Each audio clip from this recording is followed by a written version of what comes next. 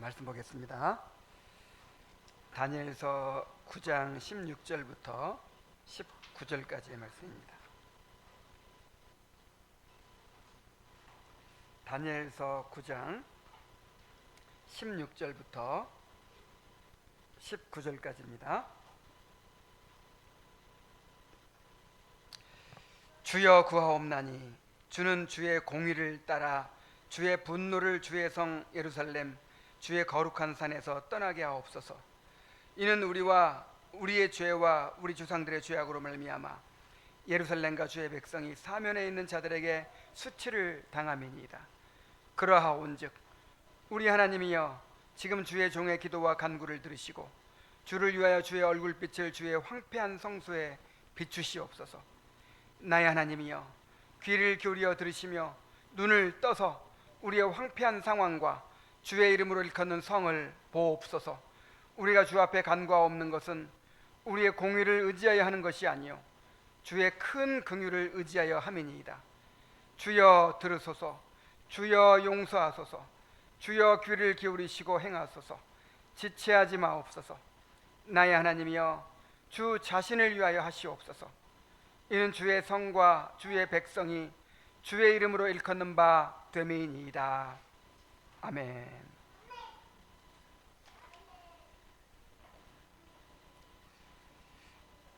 다니엘은 무너진 예루살렘이 회복될 기한이 가까이 왔다는 것을 알게 되자 금식하며 베옷을 입고 죄를 덮어 쓰고 기도했습니다. 하나님께서 우리에게 은혜를 내려주실 때 그것이 하나의 신호예요. 우리에게 어떤 고통과 어려움을 주실 때도 기도하라는 신호죠. 그런 것처럼 어떤 은혜를 주실 때도 하나님께서 우리 가운데 이제 역사하시는가 보다, 이런 마음을 가지고 다 기도해야 돼요. 다니엘처럼 하나님께서 이제 한 4년 후면 드디어 이 포로 생활을 끝내시고 예루살렘의 황폐함을 끝내시고 이제 회복해 주신다. 이것을 이제 듣고 나서 다니엘이 그때부터 그냥 이렇게 금식하면서 베옷을 입고 죄를 덮어쓰고 이렇게 기도하는 거예요. 이제 기도에 더욱 확신을 얻었겠죠. 힘을 얻었겠죠. 그래서 우리가 어떤 작은 은혜를 경험했을 때 기도에 힘을 얻어야 돼요. 하나님께서 이렇게 이루어 주시는구나. 그러면서 힘을 얻어서 더 기도해야 될 줄로 믿습니다. 다니엘은 공동체의 죄를 자신의 죄로 여기고 자복하며 하나님의 공의로운 심판을 인정했습니다.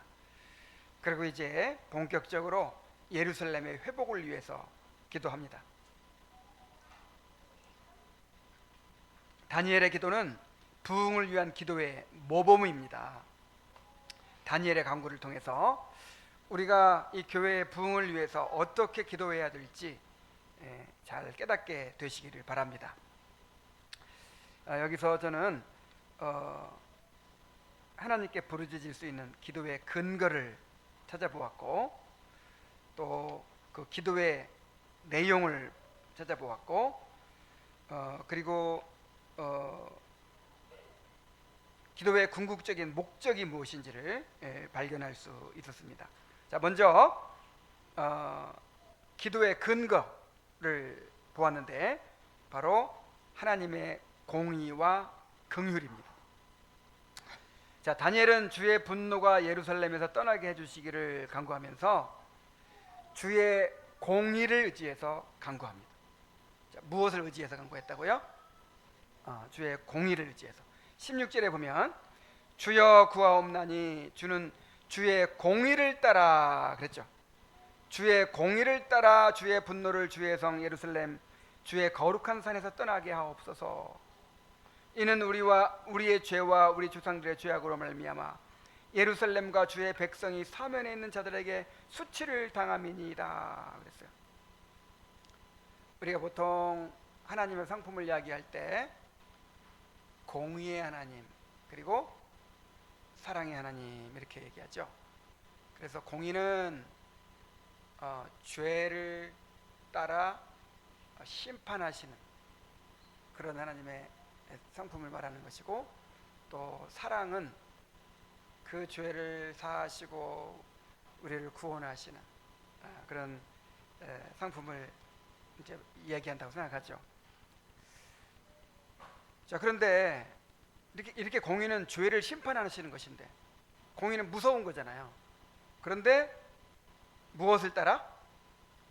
하나님의 공의를 따라 분노를 거두어 주옵소서, 하나님의 공의를 따라 죄를 용서해 주옵소서, 이렇게 기도했단 말이에요. 자, 공의라는 말은 히브리어로는 체데크인데 그냥 올바르다 그 뜻이에요. 그래서 하나님의 공의는 죄에 대해서도 공정하게 심판하시고, 또 의에 대해서도 공정하게 갚아주시는 하나님의 절대적인 올바름을 의미합니다.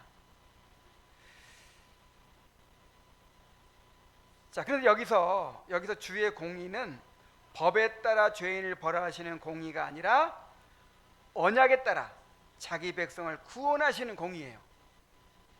자, 공의도 무조건 무서운 공의만 있는 게 아니에요. 법에 따라서 막 벌 주는 공의만 있는 게 아니라 언약을 지키시는 것도 공의예요.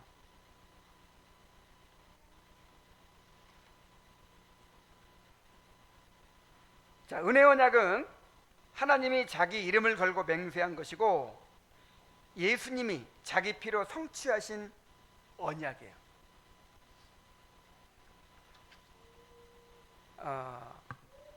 자, 하나님께서 내가 이렇게 이루어 주겠다 하고 언약을 자기 이름을 걸고 맺으셨죠. 그리고 그 언약을 예수 그리스도의 피가 보증을 하는 거예요. 그래서 하나님께서 언약을 이루어 주셔야만 공의로우신 거예요. 자, 무슨 얘기인지 아시겠죠? 예수님께서 그 언약을 이루어 주시라고 값을 다 치르셨어요. 근데 하나님이 너희들 죄를 보니까 내 언약을 못 이루어주겠다, 안 이루어주셔.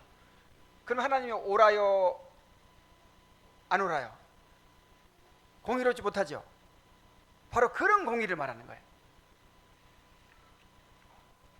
바로 그 공의에 호소하면서 언약을 이루어 주실 강구한 것입니다.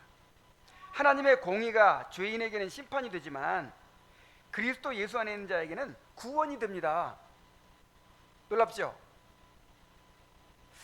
루터가 이 하나님의 의라는 말을 굉장히 싫어했대요. 성경에 있다가 하나님의 의라는 말만 나오면 그냥 너무 무서운 거예요. 하나님의 의가 뭐니까? 하나님의 율법에 따라 심판하시는 거니까 하나님의 의라는 말만 나오면 너무 싫은 거예요. 근데 시편을 연구하다 보니까, 시편을 읽다 보니까 어떤 내용이 나오냐면, 하나님의 의로 나를 건지소서, 이런 말이 나와요. 하나님의 의나 공의나 같은 말이에요. 하나님의 그 공의에 따라 나를 구원하여 주소서, 이런 기도가 나온단 말이에요.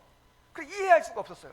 아니, 사랑이 아니라 하나님의 사랑에 따라 나를 구원하여 주소서, 그게 아니라 뭐에 따라? 공의에 따라. 아니, 공의는 법대로 심판하는 무서운 건데 어떻게 공의에 따라 나를 구원해 달라고 하지? 그래서 의문을 가졌는데 로마서를 연구하다가 해답을 얻었어요. 로마서를 읽으면서 하나님의 의가 믿는 자에게는 죄를 벌하시는 의가 아니라 예수님의 구속으로 말미암아 구원하시는 의가 된다는 것을 깨달은 거예요. 자, 보세요. 전에는 우리가 예수님 밖에 있을 때는 우리를 어떻게 하셔야 의롭죠? 심판하셔야 의로우신 거예요. 심판하셔야 의로우신 하나님으로 영광 받으실 수 있어요. 근데 우리가 예수님 안에 들어와 버리면 예수님께서 우리 대신 뭘 받으셨어요? 심판 받으셨죠. 죄값을 다 치르셨죠. 그래서 우리 죄를 그냥 모른 척 넘어가 주셔야 의로우신 거예요. 그래서 로마서 3장 25절에서 이렇게 바울은 말합니다. 이 예수를 하나님이 그의 피로써 믿음으로 말미암는 화목제물로 세우셨으니 이는 하나님께서 길이 참으시는 중에 전에 지은 죄를 뭐 하심으로? 아니, 죄를 낱낱이 드러내서 합당한 대가를 치르게 하셔야 의로우신 거 아니에요 원래? 근데 어떻게 하심으로? 간과하심으로 자기의 의로우심을 나타내려 하심이니. 자, 놀랍죠? 그러니까 전에는 율법에 따라 죄값을 치르게 하셔야 그게 의로우심이에요. 그런데 예수를 믿고 나면 이제 어떻게 하셔야 의로우심이에요? 그 죄를 따져 묻지 않고 간구하셔야, 죄가 없는 것처럼 다 용서해 주셔야 하나님이 의로우신 것이 됐다 이 말이에요. 자, 이해가 됩니까? 두렵기만 하던 하나님의 공의가 예수님 안에서는 구원하시는 공의가 되는 거예요. 이 두려운 행위 언약이 예수님 안에서는 은혜 언약이 되는 거예요. 여러분, 하나님께서 아담과 맺으신 행위 언약이 우리를 죽음에 처하게 만들죠. 지옥 가게 만들죠. 왜냐하면 그 언약을 다 못 지켰으니까. 그래서 하나님께서 행위 언약을 다 없애버리셨습니까? 그렇지 않아요. 행위 언약은 여전히 살아있어요. 근데 그걸 어떻게 그러면 우리의 구원을 이루시냐면 예수님이 우리 대신 행위 언약을 대신 이루어 주심으로 우리를 구원하시는 거예요. 그래서 이제 예수님 안에서는 그 행위 언약이 우리에게 어떻게 바뀌었냐면 은혜 언약으로 바뀌어요. 은혜 언약.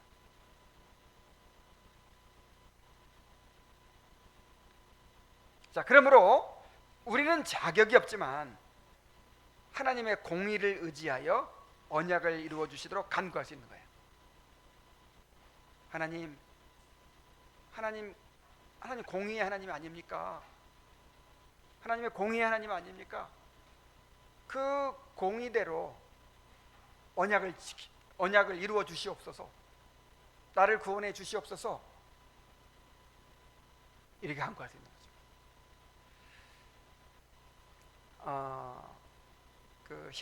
히브리서 6장 10절 말씀에 하나님이 불의치 아니하사 성도를 위하여 나타낸 사랑으로 이미 성도를 섬긴 것과 이제도 섬기는 것을 잊어버리지 아니하시느니라 그랬죠. 그러니까 하나님은 이 죄를 범한 사람들을 정확하게 벌 준다는 면에서도 의롭지만 의를 행한 자들을 정확하게 공정하게 상 주신다는 면에서도 의로우신 거예요.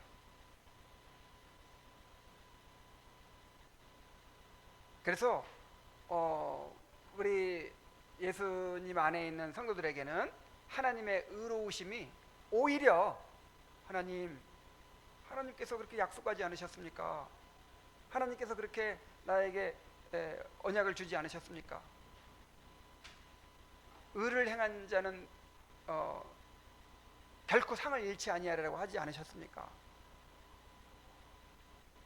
이렇게 이제 오히려 하나님께 구원을 언약을 지킬 것을 요구하고 구원을 호소하고 또 하나님께서 갚아주실 것을 호소하는 그런 근거가 된다. 다니엘이 무엇을 근거로 기도했어요? 하나님의 공의를 근거로. 자, 그러니까 좀 더 확신이 생기죠? 내가 막 정성 들여서 기도해야 뭐 그 정성 보고 응답해 주는 게 아니라 뭐 보고 응답해 주세요? 예수님께서 값을 다 치러놨으니까. 공의로우신 하나님이 안 이루어 주실 수가 없는 거예요. 자기가 맹세한 것을 안 이루어 주실 수가 없는 거예요. 그래서 우리가 더욱 확신 있게 약속을 붙들고 기도할 수 있는 것입니다. 자, 다니엘은 또 18절 하반절에서는 하나님의 긍휼을 의지하여 간구합니다.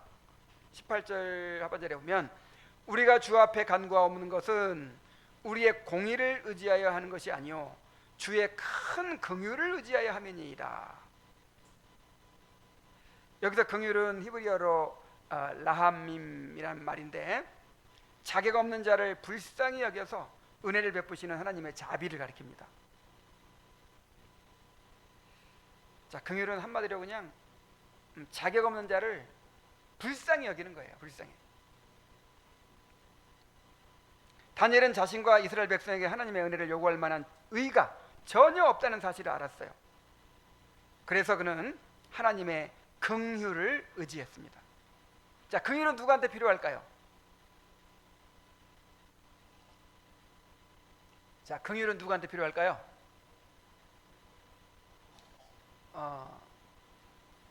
받을 자격이 없는 자에게 필요해요. 뭐 그런 이야기가 있잖아요. 알렉산더 대왕이 뭐 어떤 한 사람을 이제 또 잘못을 저질러 가지고 부하 중 한 사람을 잘못 저질러서 이제 이렇게 벌을 내리게 됐대요. 그런데 또 이제 그 신하들이 그 용서해 주자고 그러는 거예요. 그래서 이 사람은 이제 도저히 용서받을 자격이 없다. 내가 타일러도 보고 또 징계도 해보고 내가 또 달래보기도 하고 모든 걸 다 해봤다. 이제 더 이상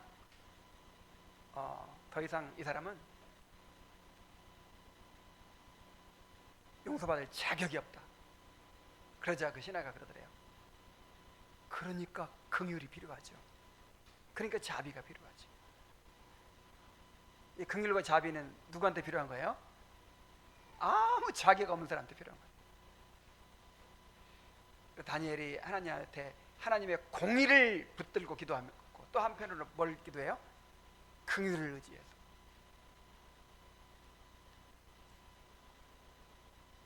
그런데 이 긍휼도 아무 근거가 없이 베풀어지는 것이 아닙니다. 하나님은 죄를 눈 감아 주심으로 긍휼을 베푸시는 것이 아니라 그의 죄값을 예수 그리스도의 십자가에서 대신 치르셨기 때문에 우리의 긍휼을 베푸실 수 있는 거예요. 자, 그러므로 이것이 우리의 기도의 출발점입니다. 우리는 자격이 없지만 주님의 긍휼을 의지하여 하나님께 나아갑니다. 우리의 삶이 죄로 인하여 무너졌을 때에도 다시 일어설 수 있는 근거는 우리의 굳은 결심이나 새로운 각오가 아니에요. 결심은 필요하지만 결심이 우리를 구원하지 못합니다. 회개가 필요하지만 회개 자체가 우리의 공로가 될 수가 없어요. 우리가 다시 일어설 수 있는 유일한 근거는 그리스도 안에서 나타난 하나님의 긍휼이에요. 긍휼. 하나님께서는 그리스도를 힘입어 나아오는 자를 결코 외면하지 않으십니다. 그러므로 아무리 큰 죄를 범하였을지라도 아무리 우리 상태가 부족할지라도 구원하시는 하나님의 공의와 큰 긍휼을 의지해서 담대히 은혜의 보좌 앞에 나오는 거예요. 오늘 그런 마음으로 주님 앞에 나온 줄로 믿습니다. 자, 우리가 하나님 앞에 이 다니엘 보세요. 막 그냥 하나님 앞에 나중에 보면 주여 들으소서, 주여 용서하소서, 주여 귀를 기울이시고 행하소서, 지체하지 마옵소서 막 그냥 막 이렇게 하나님 앞에 요구하잖아요. 자, 무엇을 근거로 이렇게 할 수 있었어요? 하나님의 언약을 지킬 수밖에 없는 하나님은 언약에 매이신 거야. 하나님은 자유로우신 분인데 스스로 언약에 매이신 거예요. 자기 이름을 걸고 그 언약을 지키실 수밖에 없는 하나님의 공의, 그 다음에 또 우리를 불쌍히 여기시는 긍휼, 이것이 우리가 하나님 앞에 막 부르짖을 수 있는 근거예요. 야, 너희들 쪽제비도 뭐가 있다고 염치 좀 있어라, 염치 좀. 우리는 염치가 없어요. 우리는 뭐 내세울 것이 아무것도 없어. 무엇을 근거로? 하나님의 공의, 언약을 지키시기는 하나님의 공의, 그 다음에 하나님의 긍휼. 마귀는 늘 우리 자신을 바라보면서 교만하게 만들든지 자신 없게 만들든지, 우리 자신을 바라보면 둘 중 하나죠. 야, 내가 그동안 요즘에 기도도 많이 했고 요즘 뭐 성경도 많이 읽었고 좀 뭔가 내가 잘했다 싶으면 어떻게 돼요? 교만해져. 그 다음에 내가 내 자신을 바라볼 때 뭔가 잘한 것이 아무것도 없어. 그러면 에이, 이런 모습을 어떻게 주님께 나아가? 주님 앞에 나아갈 믿음을 잃어버리는 거예요. 요게 이제 자신을 바라보게 만들어서 교만하게 만들든지, 또 그냥 자신을 잃고 하나님과 멀어지기만 해요. 요게 이제 마귀의 전략인데, 우리는 어떻게 나가야 돼요? 하나님의 예수 그리스도 안에서 하나님의 공의와 긍휼을 붙들고 그냥 뻔뻔하게 나오는 거예요. 은혜의 보좌 앞에 어떻게 나와라? 담대하게. 그게 뻔뻔하게 나오라는 거예요. 담대하게. 그렇게 나아가시기 바랍니다. 자, 기도의 근거를 살펴봤어요. 그 다음에 기도의 내용, 무엇을 구했을까요? 황폐한 성소의 회복을 구했죠. 16절 하반절에 보면, 하반절부터 보면, 이는 우리의 죄와 우리 조상들의 죄악으로 말미암아 예루살렘과 주의 백성이 사면에 있는 자들에게 수치를 당함이니이다. 그러하온즉 우리 하나님이여, 지금 주의 종의 기도와 간구를 들으시고 주를 위하여 주의 얼굴빛을 주의 황폐한 성소에 비추시옵소서. 지금 하나님의 성소가 황폐한 상태에 있어요. 예루살렘이 무너져 있는 상태에 있어요.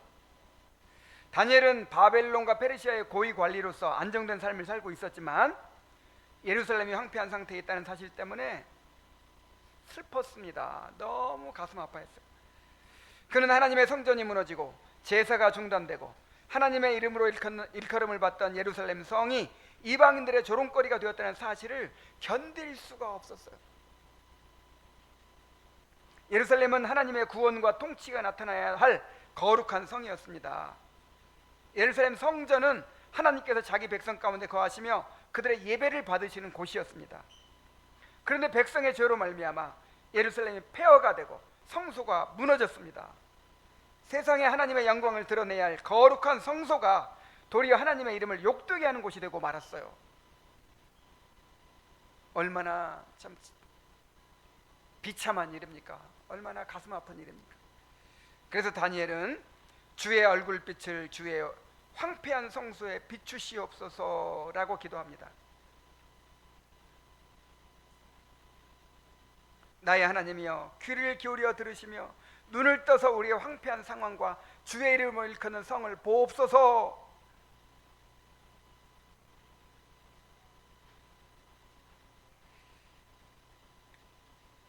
하나님의 얼굴빛을 그 황폐한 성소에 비춰달라는 거예요. 이렇게 하나님의 얼굴빛은 하나님의 은혜로운 임재와 호의를 나타냅니다. 하나님이 자기 얼굴을 백성에게 비추실 때 어둠이 물러가고 죽음이 생명으로 바뀌며 황폐한 것이 다시 회복됩니다. 하나님의 얼굴빛, 하나님의 얼굴빛은 하나님의 임재를 나타내는 거예요. 이 성소에 하나님의 임재가 다시 회복되기를 간구한 거예요. 그래서 성막에서 제사장들이 이렇게 축복했습니다. 여호와는 그의 얼굴을 내게 비추사 은혜 베푸시기를 원하며 여호와는 그 얼굴을 내게로 향하여 드사 평강 주시기를 원하노라. 그러니까 모든 복이, 우리에게 주어지는 모든 복이 누구로부터 와요? 하나님께로부터 오는데 그 하나님의 임재로부터 오는 거예요. 그래서 다니엘이 이 성전을 회복시켜 주시옵소서, 이 성소 건물을 회복시켜 주시옵소서 이렇게 기도하지 않고,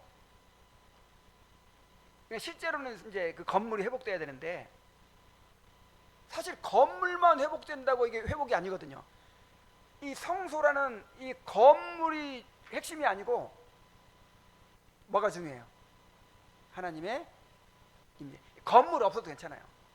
옛날에 광야에 성막으로 있을 때 천막만 있었어도 그 천막 속에 하나님이 임재하시니까 백성들이 복을 누렸잖아요. 그래서 핵심은 이 건물이 아니고 하나님의 임재. 이 성소는 하나님이 임재하시는 곳입니다. 이 교회의 생명이 뭐예요? 이 교회의 생명이, 이 교회에서 얼마나 설교를 멋진 설교가 선포되느냐, 이 교회에 얼마나 참 훌륭한 사람들이 나오느냐, 이 교회에 얼마나 활동을 많이 하느냐, 뭐 이런 건가요? 이 교회는요, 두세 사람이 모였어도 주님께서 임재하시면 그게 성소가 되는, 그게 성전이 되는 거예요.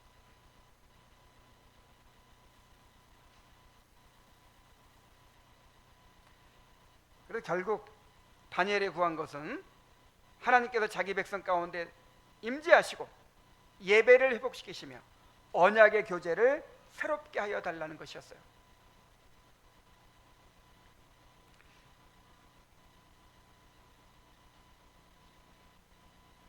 그러니까 이제 이 예루살렘의 회복은요, 결국 언약적 교제의 회복이에요. 무슨 회복?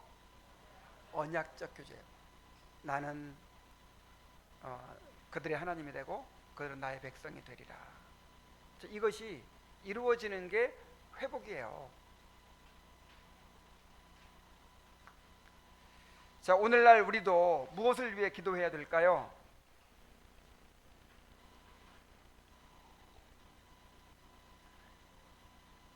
자, 우리가 무엇을 위해 기도해야 될까요? 예수님께서 딱 말씀해 주셨어요. 주기도문에 있잖아요. 자, 무엇을 위해 기도해야 돼요? 하나님의 이름이 거룩히 여김을 받으시도록 기도해야 되죠. 근데 하나님의 이름이 거룩히 여김 받으시려면 하나님의 나라가 임해야 돼. 하나님의 통치가 임해야 돼. 근데 하나님의 통치가 이루어지면 어떻게 돼요? 하나님의 뜻이 하늘에서 이루어진 것처럼 땅에서도 이루어지는 거예요. 그래서 이것이 우리의 이제 구해야 되는 기도인데, 이거를 그냥 한마디로 딱 요약하면 뭐예요? 뒤에 요약해 주셨어요. 뒷부분에 너희는 먼저 그의 나라와 그의 의를 구하라. 그러니까 하나님의 나라를 구하는 기도예요, 이 주기도문이.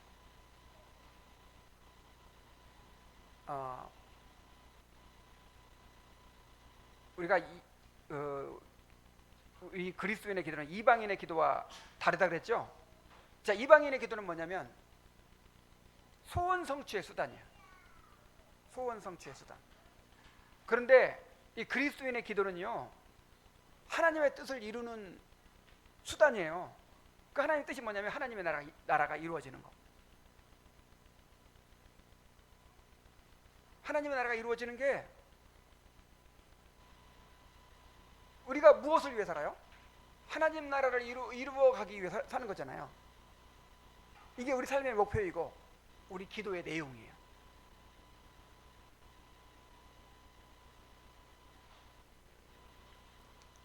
자, 그래서 오늘날 우리도 이 무너진 교회의 영적 현실을 아파하며 기도해야 됩니다.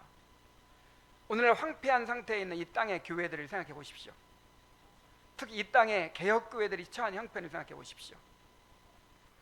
사도들을 통해 세워진 주님의 교회가 중세 1000년 동안 로마 카톨릭에 의해 짓밟히게 되었어요. 그런데 주님의 놀라운 섭리로 교회사에 가장 위대한 부흥이 일어났죠. 16, 17세기에 이르러 교회가 놀랍게 개혁되고 부흥되었어요. 자, 그런데 몇백 년이 흐르는 동안 오늘날 다시 진리가 무너지고 예배가 무너지고 교회 질서가 무너진 상태에 있습니다. 특별히 오늘날 개혁교회가 무너진 예루살렘 성처럼 황폐한 상태에서 수치를 당하고 있어요. 그러므로 포로된 백성이 황폐한 예루살렘의 성소를 위해 기도했던 것처럼 우리도 황폐한 교회를 위해서 기도해야 합니다. 교회의 문제점들을 지적하고 비판할 수 있어요. 그러나 거기서 멈추면 안 됩니다. 꼭 남의 일처럼. 나도 교회에 속해 있잖아요. 그래서 오늘날 교회가 이것이 문제다, 저것이 잘못됐다, 이렇게 그냥 지적하고 비판하는 걸 끝나면 안 되고, 다니엘처럼 우리가 범죄하였고 우리가 악을 행하였나이다 라고 고백하면서 이 땅의 교회들의 문제를 우리 자신의 문제로 여기고 기도해야 합니다. 주의 얼굴빛을 황폐한 교회들에 다시 비추어 주셔서 참된 진리가 회복되게 하시고 예배가 회복되게 하시고 교회 질서가 회복되게 하시고 성령의 역사와 사랑이 다시 회복되게 해 주시기를 간구해야 합니다.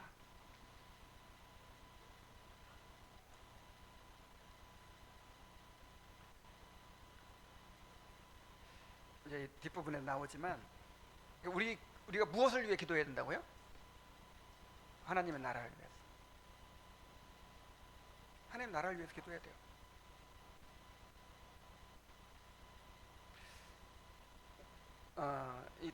이 세 번째 대지를 우리가 살펴보면 더 명확해질 거예요.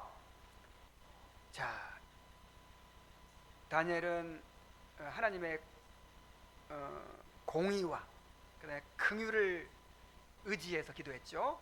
무엇을? 황폐한 예루살렘 성소가 회복되기를. 자, 근데 그 기도하는 궁극적 목적이 뭐였어요? 주의 이름이었어요.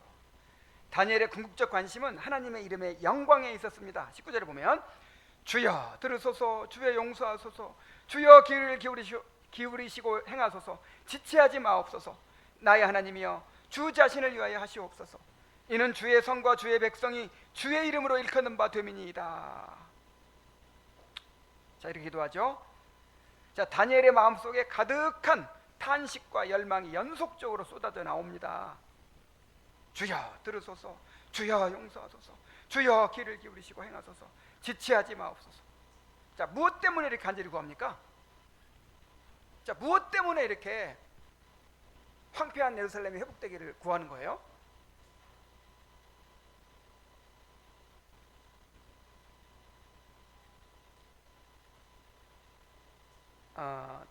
다니엘은 주 자신을 위하여 하시옵소서라고 기도합니다. 누구를 위해서? 주 자신을 위해서. 17절에서도 주를 위하여 그랬어요. 주를 위하여. 주를 위하여 주의 얼굴빛을 주의 황폐한 성소에 비추어 달라. 그리고 이는 주의 성과 주의 백성이 주의 이름으로 일컫는 바 됨이니이다. 지금 이 예루살렘 성은 하나님의 도성이잖아요. 하나님의 도성. 그리고 이 예루살렘 성전은 하나님의 성전이잖아요. 그래서 하나님의 이름의 영광을 위해서 반드시 회복돼야 된다는 거예요.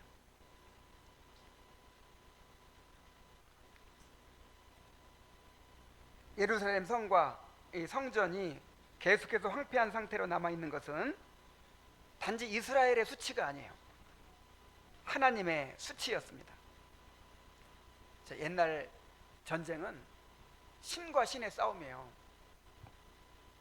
이스라엘의 여호와와 바벨론의 마르둑 신이 싸웠어요. 그래서 누가 이겼어요? 사람들 보기에 그렇다는 얘기죠.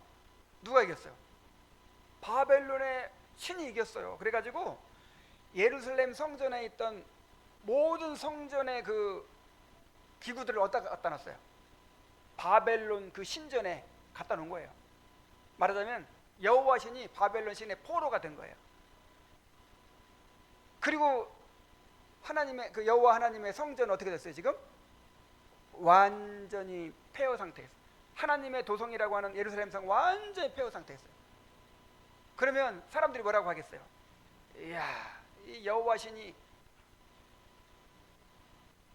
이 바벨론 신에게는 상대가 안 된다. 여호와가 완전히 바벨론 신에게 포로가 되어 있다 지금. 자, 여호와를 섬기던 저 나라를 봐라. 그러면서 누가 수치를 받아요? 하나님의 수치를 받는다 이 말이에요. 이것을 견딜 수가 없는 거예요, 다니엘이. 그래서 하나님 자신을 위해서 회복시켜달라. 이 성은 지금 주님의 이름으로 일컫는 성이 아니냐고.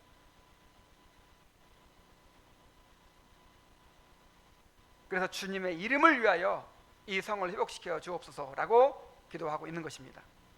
우리가 고통받고 있으니 우리를 회복시켜 주시옵소서라고만 기도하지 않고, 이 성은 주의 이름으로 일컫는 성이오니 주님의 이름을 위하여 회복시켜 주시옵소서라고 기도하는 거예요. 자, 우리의 기도도 이렇게 하나님의 영광이 목적이 되어야 합니다.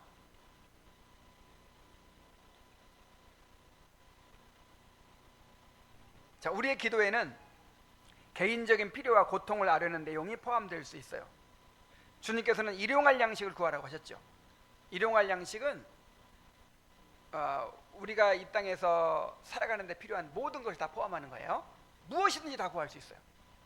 뭐 핸드폰이 없다고 핸드폰을 구할 수도 있고, 자동차가 없으면 자동차를 구할 수도 있고, 뭐 집이 없으면 집을 구할 수도 있고, 뭐 결혼할 사람은 아내를 구할 수도 있고, 돈을 구할 수도 있고, 건강을 구할 수도 있고, 이 땅에서 살아가는 데 필요한 모든 것을 다 우리가 구할 수 있어요, 하나님께.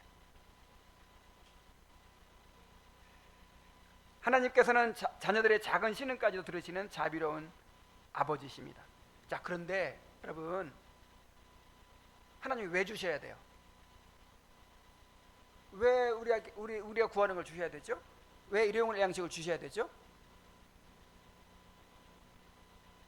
자, 일용할 양식을 구하라는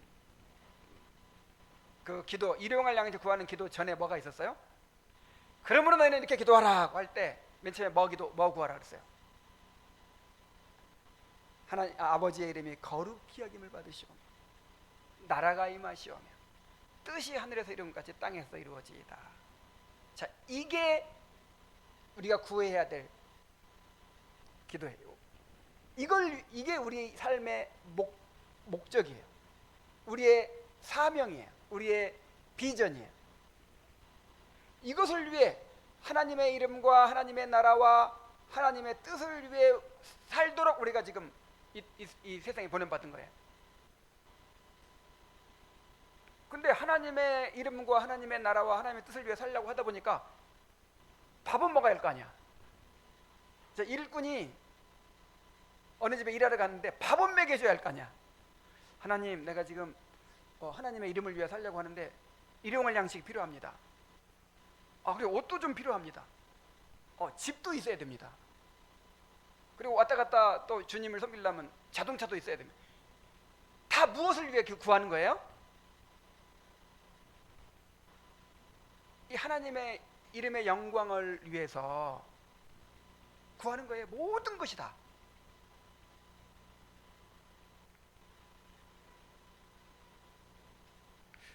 그러므로 우리는 병의 치유를 구하면서도, 자녀의 앞길을 위해서 기도하면서도, 교회의 부흥을 구하면서도 항상 뭘 생각해야 돼요? 그 목적이 뭐예요? 하나님의 영광이에요. 하나님의 영광. 이 일을 통해서 하나님의 이름이 높임받게 되기를 구해야 하는 것입니다.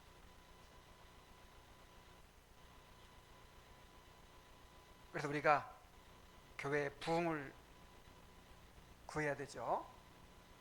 이것은 하나님 나라를 위하는 기도예요. 교회의 부흥을 위한 기도는. 그런데 결국 그게 무엇을 위해서예요? 하나님의 영광을 위해서. 자, 아버지의 이름이 거룩히 여김을 받으시오며, 이게 이제 하나님의 영광인데, 그 영광이 하나님의 영광 받으시려면 나라가 임해야 된다니까. 하나님의 통치가 이루어져야 하나님 영광 받으시는 거예요. 그래서 우리가 정말 하나님 교회의 부흥은요, 그래서 하나님의 영광을 위한 기도인 거예요. 이렇게 황폐한 상태, 사람들 손가락질 받고 조롱을 받는 이런 상태에 있으면 정말 하나님의 영광이 드러나질 않잖아요. 이 교회 가운데 하나님이 임재하셔서 얼굴빛을 비추셔서 영혼들이 회심하게 되고, 또 성도의 삶을 거룩히 하시는 역사가 나타납니다. 하나님의 말씀이 권능으로 선포되고 영혼이 변화되고, 막 이런 일들이 일어나면서 사람들이 하나님의 인자를 기뻐하고 하나님을 즐거워하고 성령 안에서의 기쁨이 충만해지고, 과연 하나님께서 통치하시는도다. 자, 이런 이제 고백이 나오게 될 때 하나님께서 영광 받으시는 거예요. 그러니까 이것을 위해서 우리가 부흥을 구해야 됩니다. 이제 결론입니다. 하나님께서는 다니엘의 기도를 들으시고 예루살렘을 회복시켜 주셨어요. 그러나 그 회복은 궁극적인 회복이 아니었어요.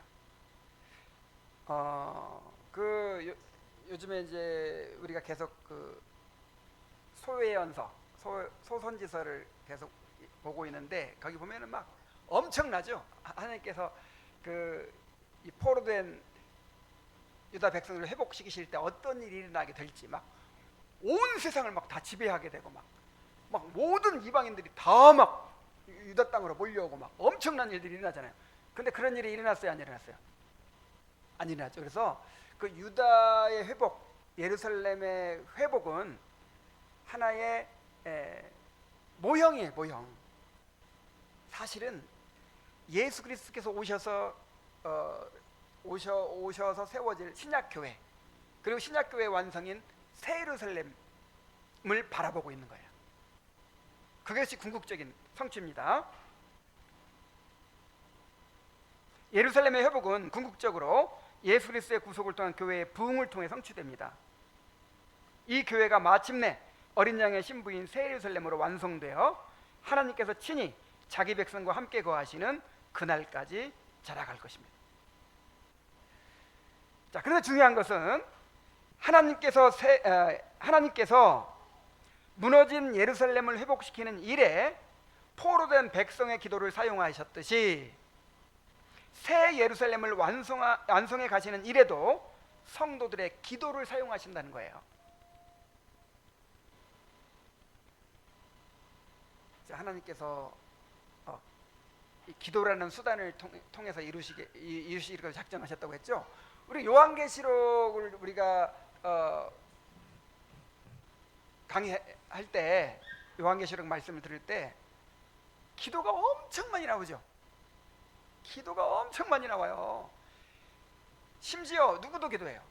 지금 하늘에 올라가 있는 그 성도들의 영혼들도 지금 막 부르짖고 있어요. 주여, 언제까지 우리의 원한을 풀어주시겠습니까? 하나님께 언제 저 죄인들을 심판하시려고 하십니까? 우리의 원한을 풀어주옵소서 막 기도하고 있어요. 그 기도에 우리가 이 천상의 교회가 기도하고 있어요. 그 기도에 전투하고 있는 우리 이 땅에 있는 교회도 이렇게 함께 기도하는 거예요. 그래서 하나님의 나라는 기도를 통해 이루어져요. 이 새 예루살렘은 기도를 통해 완성돼요. 그 성도들의 기도를 천사들이 대접에 담아가지고 올라가죠. 이렇게 하나님 보좌로 올라가죠. 하나님 보좌에다 그걸 갖다 드리니까 그거를 쏟잖아요. 이렇게 쏟으니까 어떻게 돼요? 하나님의 심판의 역사가 막 나타나요. 그러니까 우리의 기도에 응답해서 하나님께서 구원과 심판의 역사를 이루어 가시는 거예요.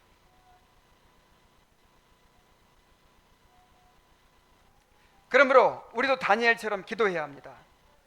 무너진 교회의 회복을 위해서 주님의 공의와 긍휼을 의지해서 간구해야 합니다. 주의 얼굴빛이 이 땅의 황폐한 교회들을 위해 다시 비추어지기를, 그리하여 주님의 이름의 영광이 온전히 드러나게 되기를 구해야 합니다. 주여 들으소서, 주여 용서하소서, 주여 귀를 기울이시고 행하소서, 지체하지 마옵소서. 주님의 얼굴빛을 황폐한 교회 가운데 다시 비추어 주옵소서. 오직 주님의 이름의 영광을 위하여 이 일을 이루어 주옵소서라고 기도해야 합니다.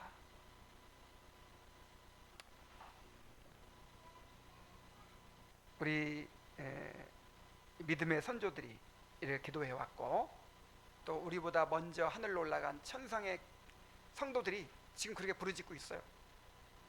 이 땅에 지금 전투 중에 있는 이 남은 백성들도 그렇게 하나님께 기도해야 돼요. 그 기도를 통해서 하나님께서 이 교회의 부흥을 이루시고, 이 땅에 있는 교회들의 부흥을 이루시고, 계속해서 새 예루살렘으로 완성해 가실 것입니다. 기도하겠습니다. 하나님 아버지, 우리가 무엇을 어떻게 구해야 되는지 가르쳐 주시니 감사드립니다. 이스라엘의 유다의 포로된 백성은 1년에 5차례씩 금식하면서 그렇게 70년간이나 예루살렘의 회복을 위해서 간구했습니다. 하나님께서 그 기도에 응답하셔서 회복을 이루어 주셨습니다. 이제 우리가 그 기도를 이어받아서 참으로 하나님께 부르짖게 하여 주시옵소서. 이 땅의 교회들이 얼마나 황폐한 상태에 있고 얼마나 세상의 조롱과 수치를 받고 있는지, 하나님의 이름의 영광이 얼마나 참 비참하게 짓밟히고 있는지를 우리가 봅니다. 남의 일처럼, 마치 나와 상관없는 없는 일처럼 그렇게 손가락질하고 비판하면서 외면하지 않게 하여 주옵소서. 나의 문제로 여기고 나의 책임으로 여기고 참으로 회개하면서 그렇게 간구하게 하여 주옵소서. 당장 우리 주님의 교회의 부흥을 위해서 기도하게 하여 주옵소서. 영혼들의 회심을 위하여 기도하게 하여 주옵소서. 아버지 하나님, 가정들의 회복을 위하여 기도하게 하여 주옵소서. 참으로 거룩해 하시는 성령의 역사가 일어나게 되기를 갈망하면서 기도하게 하여 주옵소서. 우리에게 은총과 간구하는 심령을 부어 주시옵소서. 예수님의 이름으로 기도하옵나이다. 아멘.